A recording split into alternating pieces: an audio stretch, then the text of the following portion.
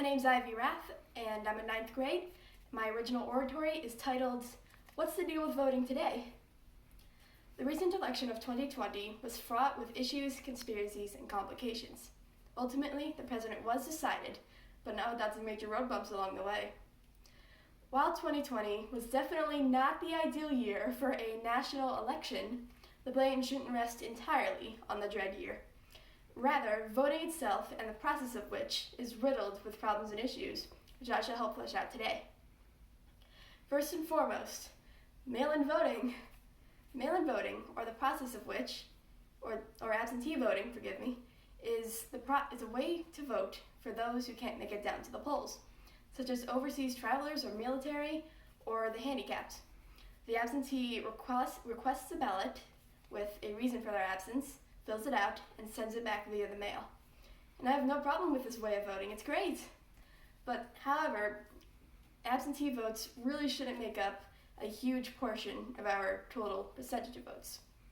And ballots certainly should not be mailed out willy-nilly to every potentially eligible voter out there. I'm looking at you, 2020 election. Having all those ballots loose and floating about is a surefire way to corrupt an election. Someone, or multiple someones, could commit election fraud on a widespread scale if they got their hands on all those ballots. Next, the issue with having to show ID. And honestly, I don't see why this is such a huge deal. There are zero downsides to having to show your ID to vote, unless you're trying to cheat. We show our IDs in everyday things, such as giving blood, going to the doctor's office, and applying for a job. This is really a no-brainer if we show our IDs in everything else, so why should it be different for voting? If IDs are no longer a requirement to vote, then that's keeping everyone from voting twice, or thrice, or 10 times over. If IDs aren't required, then there's nothing keeping felons or illegal immigrants from deciding who runs the country. And that's just not good, no good at all.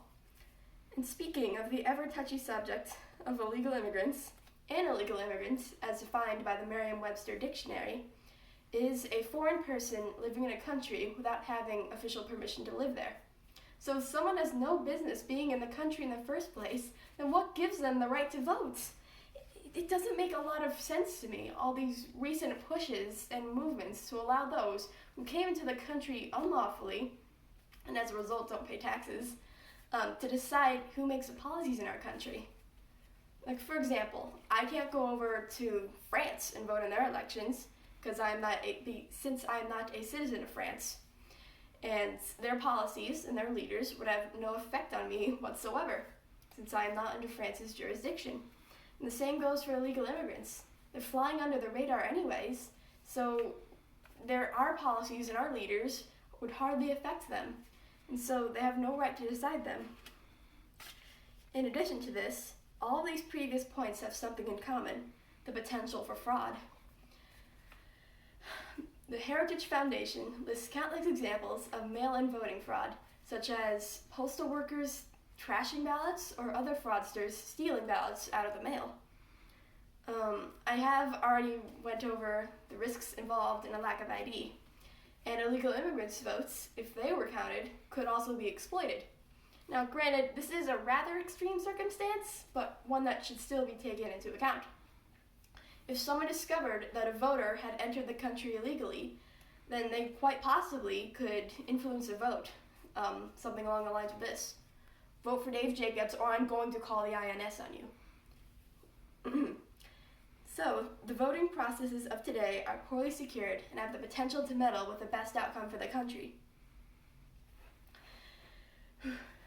August 18th, 1920 was the glorious day the 19th Amendment was ratified, which allowed women to vote.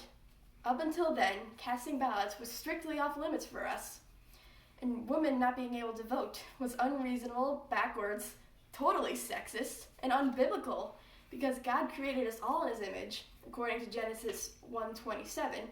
So that means we all have a brain, a soul, and reasoning abilities. Women not being allowed to vote. Women's suffrage is a change that I can get behind because it makes complete and total sense.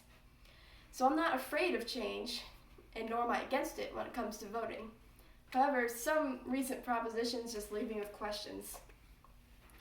As of late, certain figures have been pushing the subject of the voting age. At the moment, one has to be 18 years of age or older to legally vote.